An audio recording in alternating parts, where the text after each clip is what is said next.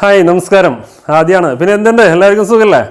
അപ്പോൾ ഇന്ന് ഞാൻ വന്നിരിക്കുന്നത് ഒരു ചെറിയൊരു ടിപ്പുമായിട്ടാണ്. നമ്മുടെ കിച്ചൺ ടിപ്പുമായിട്ട് നമുക്ക് എങ്ങനെ ഒരു ചെറിയൊരു പലഹാരം 5 മിനിറ്റ് കൊണ്ട് ഈസി ആയിട്ട് എങ്ങനെ ഒരു ഉണ്ണിയപ്പം ഉണ്ടാക്കാമെന്ന് നമുക്ക് നോക്കാം.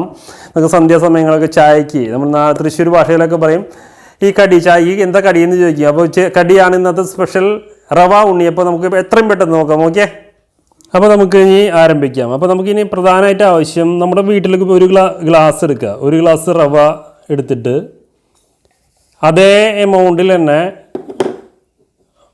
മൈദപ്പൊടി എടുക്കാം. ഒരു ഗ്ലാസ് ആണെങ്കിൽ ഒരു ഗ്ലാസ്, 2 ഗ്ലാസ് ആണെങ്കിൽ 2 ഗ്ലാസ് ഇട്ട് നമ്മുടെ ആവശ്യത്തിനനുസരിച്ച് 2 ഈക്വൽ ക്വാണ്ടിറ്റിയിലായിരിക്കണം. പിന്നെ കുറച്ച് നാളികേരം.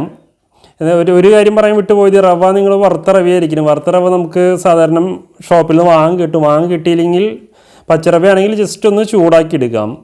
പിന്നെ നാളികേരം ആണ്. നാളികേരം ഒന്ന് നെയ്യിൽ ചെറുതായിട്ടൊന്ന് അതിൻ്റെ ഒരു പച്ചപ്പൊക്കെ പോകുന്ന വറുത്തെടുക്കുക, കുറച്ച് ആവശ്യത്തിന്. ചിലർക്ക് നാളികേരം അധികം ഇഷ്ടമുണ്ടെങ്കിൽ കുറച്ച് കൂടുതൽ എടുക്കാം. പിന്നെ നമുക്ക് വേണ്ടത് ശർക്കര നീരാണ്. വീട്ടിൽ ശർക്കര നീര് ഒഴിക്കാം.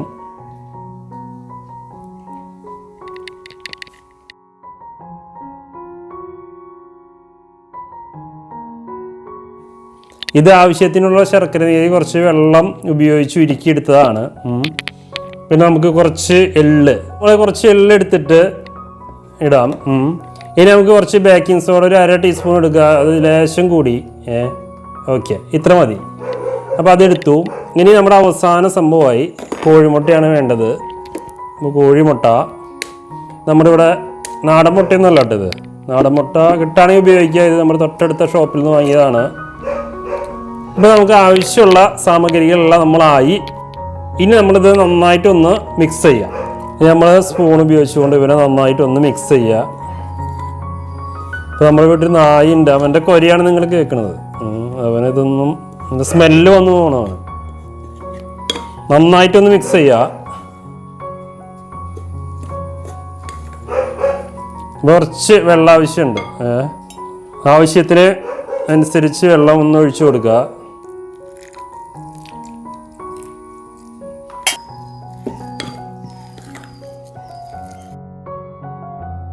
കുറച്ച് ഉപ്പിടുക. അപ്പോൾ അതൊന്ന് ബാലൻസ് ആവും. ഒരു ഏലക്കായൻ്റെ കുറച്ച് പൊടി ഇട്ട് കഴിഞ്ഞാൽ നല്ലൊരു സ്മെല്ലും നല്ലൊരു ടേസ്റ്റും ഉണ്ടാവും. നമുക്കിനി നല്ല മിക്സായി. ഓക്കെ, നമുക്ക് ഇവനൊന്ന് ശരിയാക്കി എടുക്കാം. വേഗം അങ്ങോട്ട് ഓടിപ്പോവാം. ഓക്കെ, ഇനി നമ്മൾ വെച്ച ഉണ്ണിയപ്പം ചട്ടി നല്ല ചൂടായി. അപ്പോൾ അതിൽ ഇതിൽ കാണുന്ന പോലെ വെളിച്ചെണ്ണ അല്ലെങ്കിൽ വേറെ ഏതെങ്കിലും എണ്ണ ഒഴിച്ച് കൊടുക്കുക.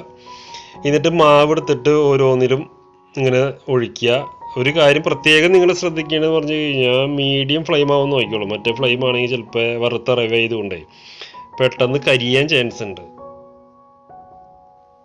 ഇത് ഒഴിച്ച് കഴിഞ്ഞതിന് ശേഷമേ നമ്മൾ അത് ലോ ഫ്ലെയിം ആക്കി വെച്ചാൽ മതി. പിന്നെ വെന്ത് കഴിഞ്ഞാൽ തിരിച്ച് മറിച്ചിടുക. ഇതിൻ്റെ ഒരു ഗുണം എന്ന് പറഞ്ഞു കഴിഞ്ഞാൽ മറ്റുള്ള ഉണ്ണിയപ്പത്തിനെ അപേക്ഷിച്ച് വെയിറ്റ് ചെയ്യേണ്ട കാര്യമില്ല. ഇൻസ്റ്റൻ്റ് ആയിട്ട് നമുക്ക് ഉണ്ടാക്കാവുന്നതാണ്.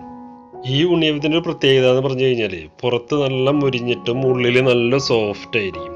ഇനിയിപ്പോൾ നിങ്ങൾ ആരെങ്കിലും മുട്ട കഴിക്കാത്തവരുണ്ടെങ്കിൽ മുട്ടയ്ക്ക് പകരമായിട്ട് നമുക്ക് പഴം ഉപയോഗിച്ചാൽ മതി. അതിപ്പോൾ മൈസൂർ പൂവനാ, ചില നാട്ടിൽ പാളയംകോടെന്ന് പറയും. അതൊക്കെ ഉപയോഗിച്ച് കഴിഞ്ഞാൽ നല്ലൊരു ടേസ്റ്റ് ആയിരിക്കും കിട്ടുക. ഇപ്പോൾ എങ്ങനെയുണ്ട്, നല്ലൊരു രസമല്ലേ കാണുമ്പോൾ?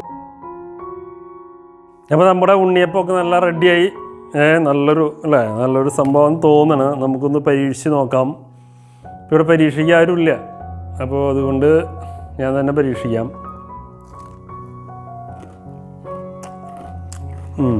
കുഴപ്പമില്ല, നല്ല ടേസ്റ്റ് ഉണ്ടെന്ന് തോന്നണം എനിക്ക്. നിങ്ങളൊന്ന് കഴിച്ചു നോക്കുമോ? എന്തായാലും കഴിച്ചിട്ട് തന്നെ കമൻ്റ് ഇടണം. അപ്പോൾ ഇനി അടുത്തൊരു ടിപ്പുമായി ഇതേപോലെ ചെറിയ സ്നാക്ക് ടിപ്പായിട്ട് നെക്സ്റ്റ് വീഡിയോയിൽ കാണാം. അതുവരെ ഓക്കെ, ബൈ.